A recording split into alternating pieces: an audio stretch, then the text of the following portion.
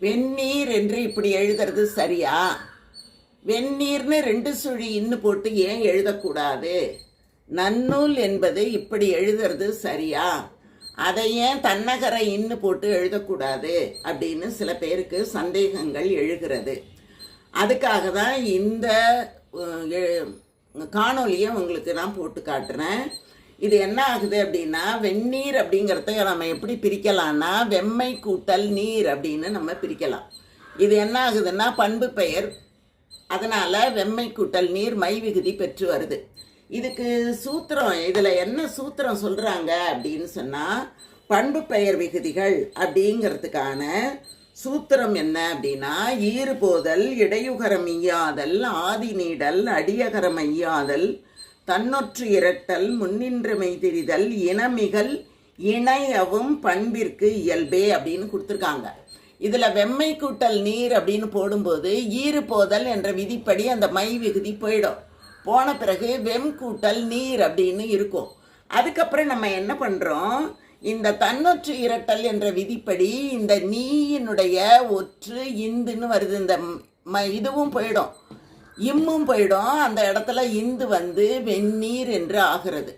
இதுதான் இந்த இடத்துல வர்றது.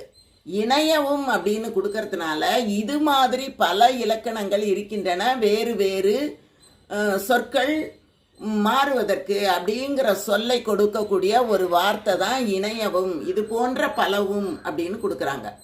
இப்போ நன்னூல் அப்படிங்கிறத நாம் நன்மை கூட்டல் நூல் அப்படின்னு பிரித்து ஈறு போதல் என்ற விதிப்படி மை விகுதியை எடுத்துடுறோம்.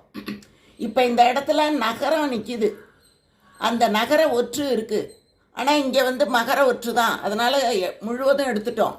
இங்கே நகர ஒற்று இருக்குது.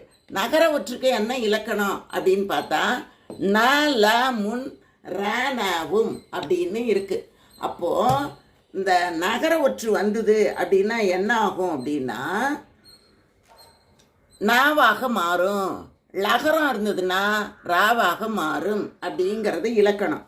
அதுக்கு இது எத்தனாவது சூத்திரத்தில் இப்படி கொடுக்குறாங்க அப்படின்னா, ல ல ந ல முன் ரணவும் ந ல முன் டனவும் ஆகும் தனக்கள் ஆயும் காலே அப்படின்னு 237வது சூத்திரத்தில் கொடுக்குறாங்க. இது ரெண்டையும் நாம் நினைவில் வச்சுக்கிட்டோம் அப்படின்னா இப்படி தான் எழுதணும் அப்படிங்கிறது நமக்கு நன்றாக புரிய வரும். நல்ல அறிவு ஞானம் உடையவர்களுக்கும் இந்த மாதிரி சந்தேகம் எழக்கூடிய காரணத்தினால இதை நான் உங்களுக்கு கொடுத்துருக்கேன். தொடர்ந்து பாருங்கள்.